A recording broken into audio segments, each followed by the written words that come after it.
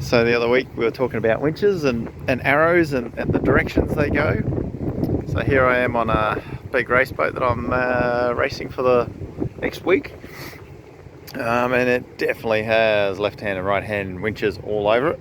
We're in the pit on the starboard side, and it's really big and it's got really big pit winches. And here we have a right hand winch and here we have a left hand winch.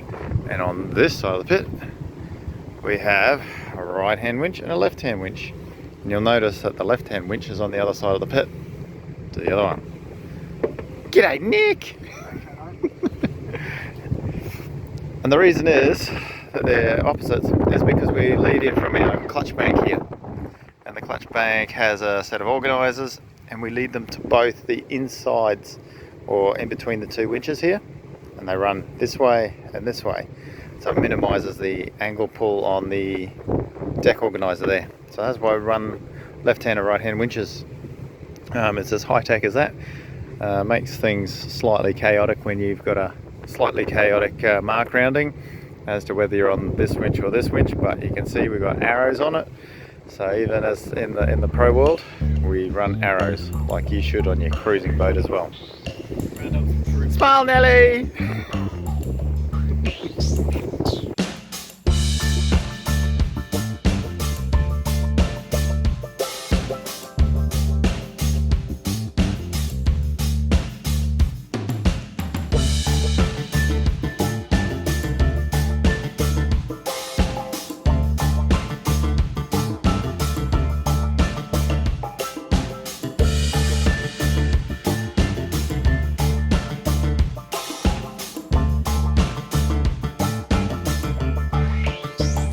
Right, so I thought I'd make a quick little video on some of the stuff I do, and in particular focus on going up the rig. So I go up rigs quite often, more often than I'd like these days, but anyway, pays the bills.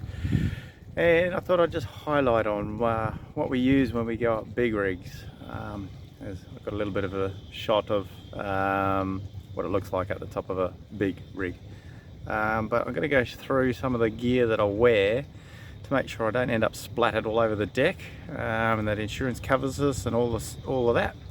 So here's a quick little overview of what I'm wearing. As you'll see, there's some shoulder straps, and this is all part of the harness that I wear. So I wear a Petzl harness, which is from primarily designed for arborists.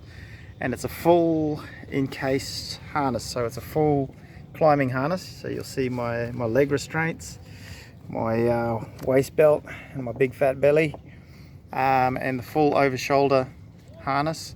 And I'll see if I can get a shot, and that's all connected at my back with lots of lifting points and all the rest of it. This harness also has, I'm not set up for standing up in it, it also has a seat. This is gold, okay? You can see, oh, there's my bum. That's a Petzl seat that goes with this harness, and that actually lets me spend quite a few hours on this job. I'm 4 days in this this chair at the moment, so the old backside is pretty sore even with the seat on it.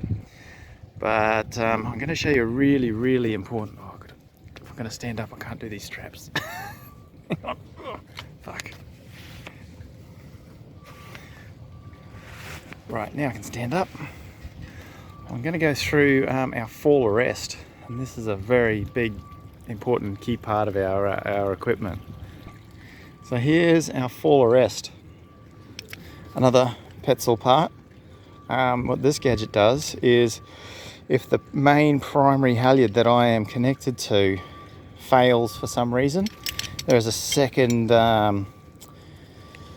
option of security that this may catch me during my fall. So this is carabiners onto my harness. So I use a side hook here. I use a side hook, not a back hook, because if I ever do fall off, I can actually reach it and get myself round and sort of organise myself after all my ribs have been broken from falling. Hook it onto the right bit, close the gate, all is safe. This is the an absorber. So this is a piece of webbing that is sewn together. So the webbing actually sort of loops backwards, forwards. It's sewn through here, and as I fall and pull on it, it breaks all those threads and acts as a shock absorber. And this is the primary brake, so that I don't end up splattered on the deck. It's pulled up on a second halyard, which goes to the top of that rig there. So I'm actually hanging from 2 halyards. And this particular one, so this isn't actually a halyard, this is actually a dynamic line and is super stretchy. So that's another shock absorber, so I don't break all my ribs. And the next most important thing is one of these guys. Oh, hi fella. Hi fans! The guy that's on the winch is the other half of my life. Without him, I can get splattered going up and down. So it's pretty. You just don't move at all. Alright, just don't move at all. Yeah, that's another safe option. So, yeah, very important to get the guy at the winch understanding what you need and what needs to be done. So when you're up a rig like this, normally we use comms, but we ain't got comms this week. So it's all old school hand signals, and they never break down, which is pretty good. It's good and safe. So anyway, I'm going to go up, play with the track, and show you some of what we do.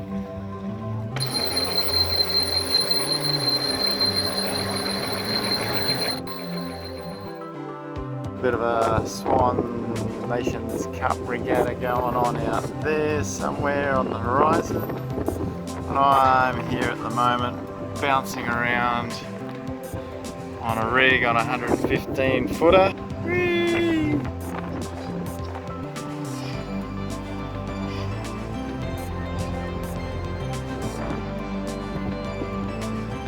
Big bus over there. Only one with a rig higher than we are at the moment.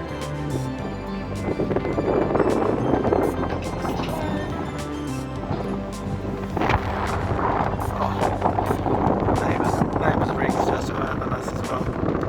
Let me adjust.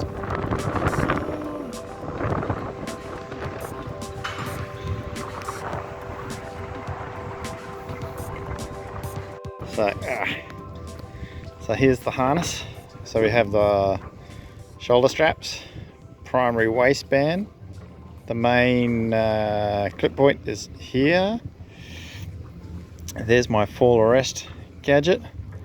Here's the seat. This is the most important part.